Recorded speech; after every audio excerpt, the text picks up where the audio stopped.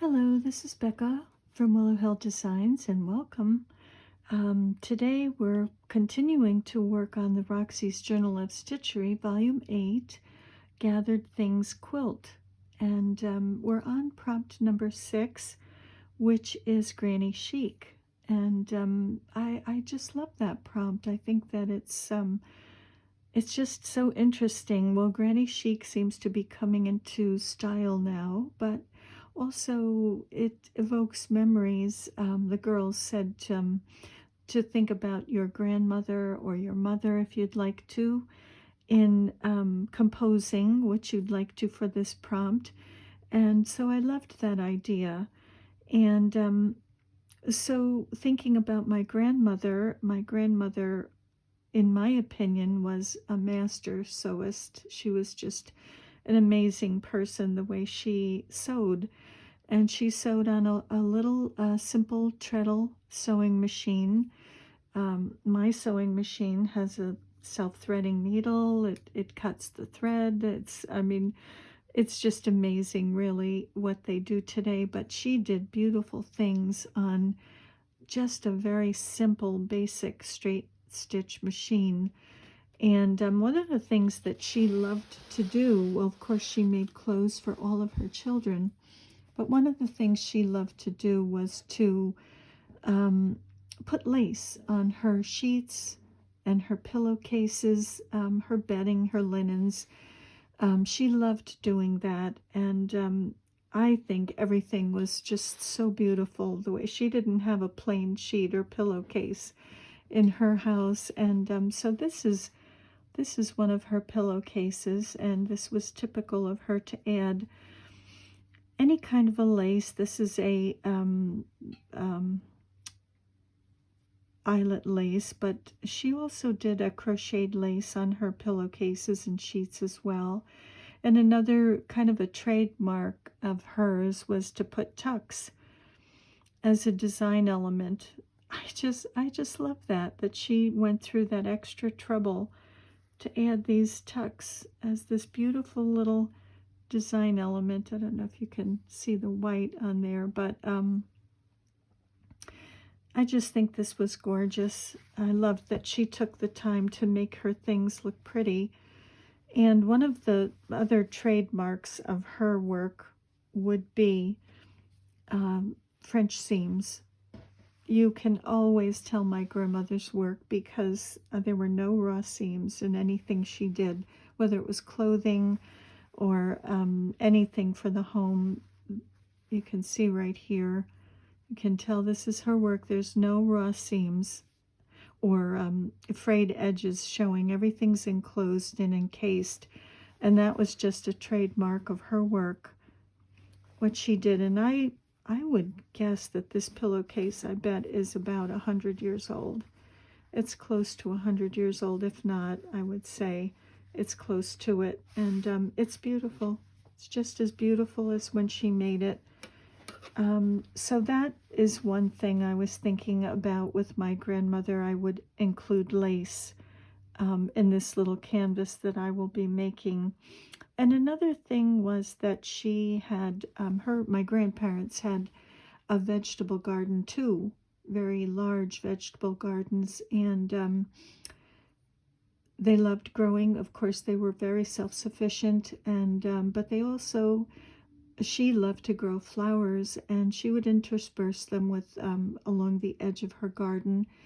And one thing I remember in particular were the giant sunflowers that she grew. They towered over me, and I remember the large heads with the beautiful yellow petals and the seeds in the center, and they made such an impression on me that I have been planting them ever since at my house. And my sunflowers are about 12 or 13 feet tall right now. I lost 2 out of the 5. We had a very strong windy day. And even though they were staked up, 2 of them blew over. And of course it snapped the stem, which broke my heart because all the work that you put into them, trying to keep the little critters away till they can establish themselves, the bunnies and the squirrels. So that was sad, but I have 3 left. But I'll try to include a picture at the end of this. So flowers, sunflowers, and I thought I'll share the fabric that I've chosen to use as the base of my little canvas that I'll be working on for this prompt. And this fabric is, I mean, I just absolutely love this. This is by, let's see, American Folk. Try to show that. American Folk and Fabric Incorporated Antique Collection. This is circa or copyrighted 1995. So it's already 30 years old. And this particular pattern is called French Fox. And I absolutely love, love, love, love this fabric. And the reason that I chose it was I was looking for some kind of a fabric with vegetables on it. And I generally don't buy anything like that with vegetables or fruit, or I just don't have that in my collection. But this fabric does have vegetables here. So I thought, oh, that would be perfect. So it looks like maybe some cabbages or lettuces, and maybe, what could that be? Rhubarb or something. Carrot, beets, or radishes.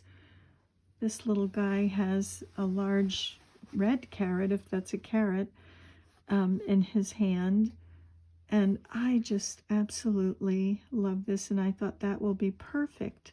This fabric will be perfect because there's vegetables. There's also flowers on here. And look at this little vegetable cart.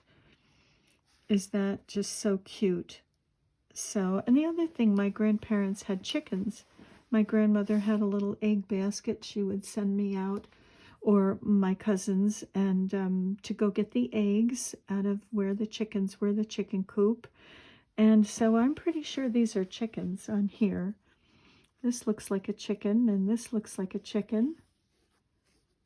I'm pretty sure these are chickens on here. So this fabric I thought worked really perfectly for my grandmother. So she loved lace and sewing and flowers and sunflowers, vegetables and chickens. And so I thought also my mother ties in with this as well, because my mother taught me to sew at in 7th grade. However, how old was I in 7th grade? Probably 13, 14. And she taught me to sew, and I've loved it ever since. So I think the love of sewing was passed down to me by my grandmother and my mother as well. So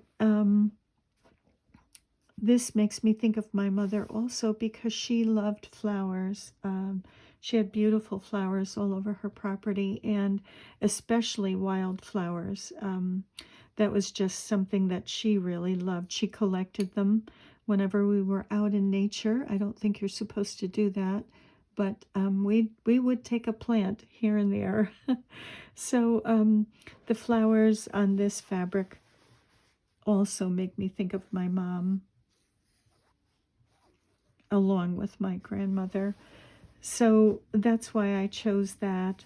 And the other thing that my mom was just so good at was knitting and crocheting.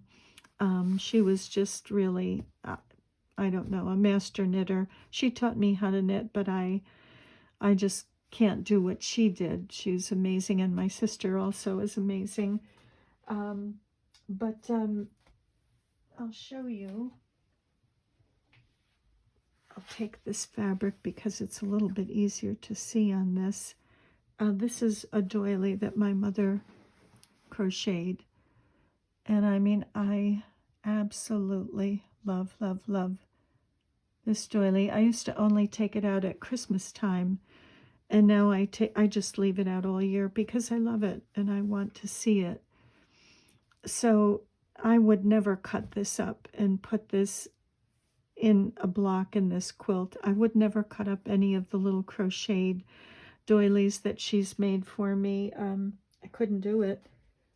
And this is another one. There are, I think about 9 of these that she has made of this design in this gorgeous color. And again, I'd like to put these together in some sort of a maybe a tablecloth or something, or maybe just sew them on blocks and put them in a quilt. But again, that crocheted doily, and so I won't cut up any of hers, but I would like to include that in thinking of her. And the other, so I'll show you my little block here. So this is my little block that I've decided to cut. Let's see what's under here. What comes along with this block that doesn't belong? So this is the portion of the fabric that I decided to cut out. And it's because there are the vegetables there. There's a chicken here, although her head may get cut off. But the flowers for my mom and for my Nonny, we called her Nonny. So that'll be my little canvas. And for the crocheted doilies, the crochet doilies that I have are a little bit heavy or thick. And so I don't want anything too thick on here, just because I have to sew all of the pieces together. So I'm going to use a piece of this doily, a round doily that I've just cut in a quarter, a little less than a quarter. I didn't want to cover these flowers up. So I think I can bring you down a little bit closer. Okay. And I didn't want to cover these flowers, so I thought I didn't quite cut it into a quarter of a circle.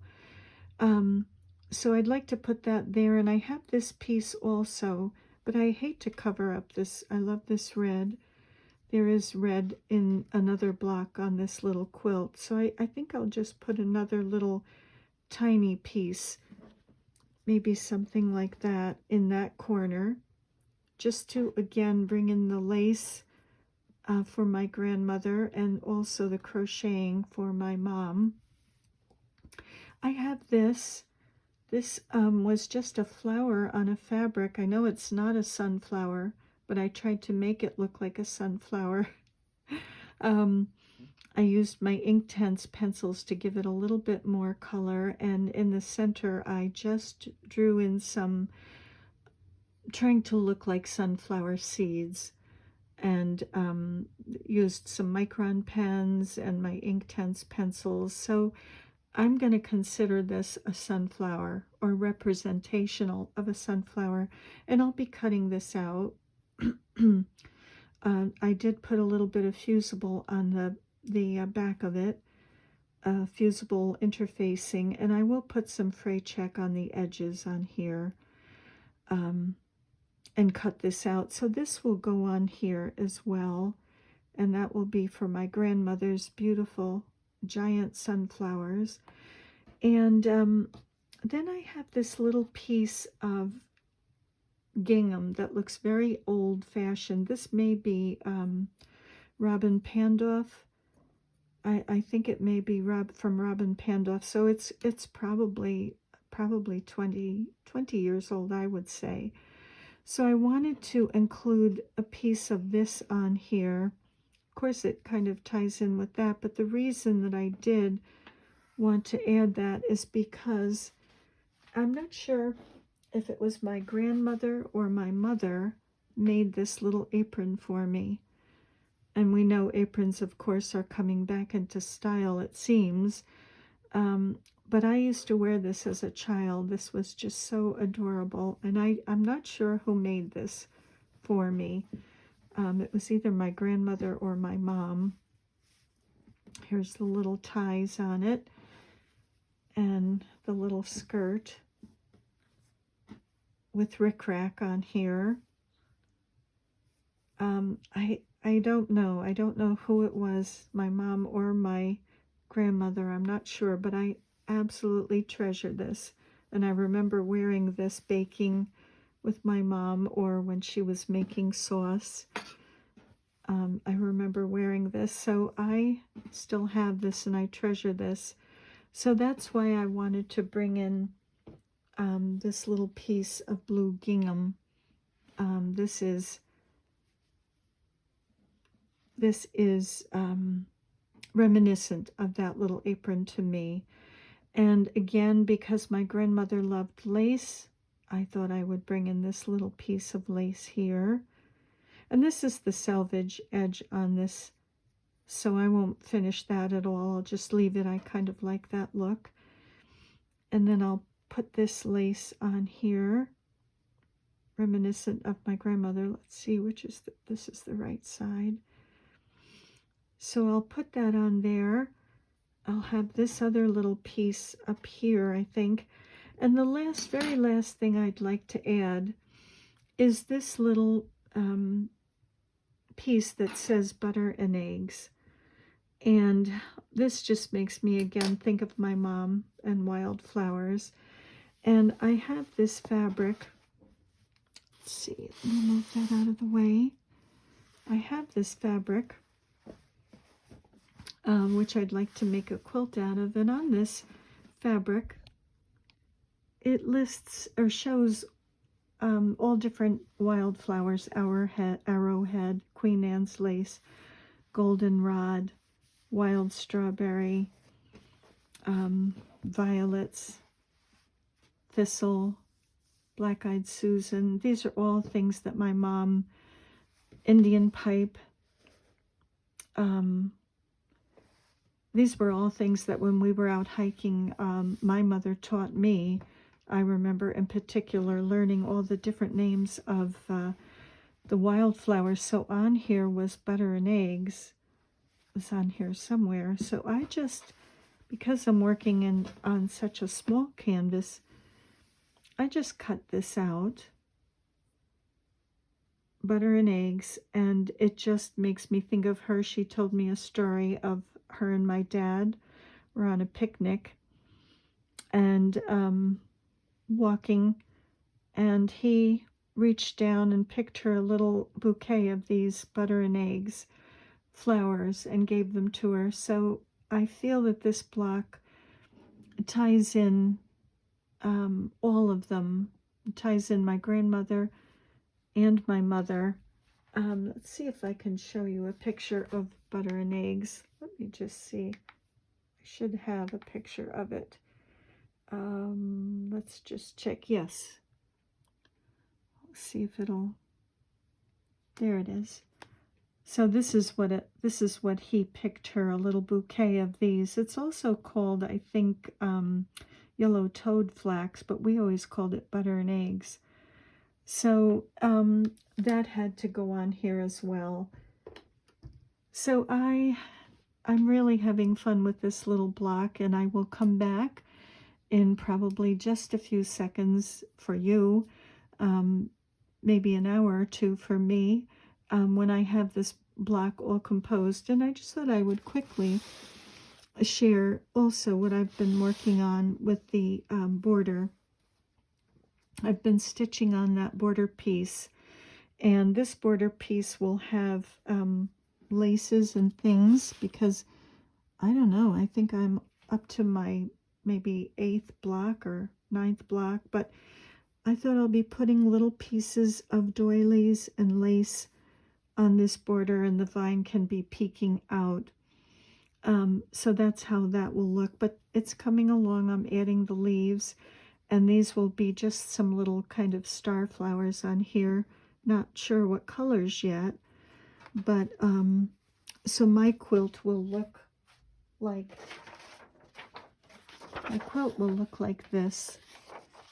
The hand-pieced blocks by someone, vintage 1930s to 50s, I would guess, will be around the border, and then my slow stitch blocks will be in the center, and around that will be this long border with the hand stitching and the pieces of doilies.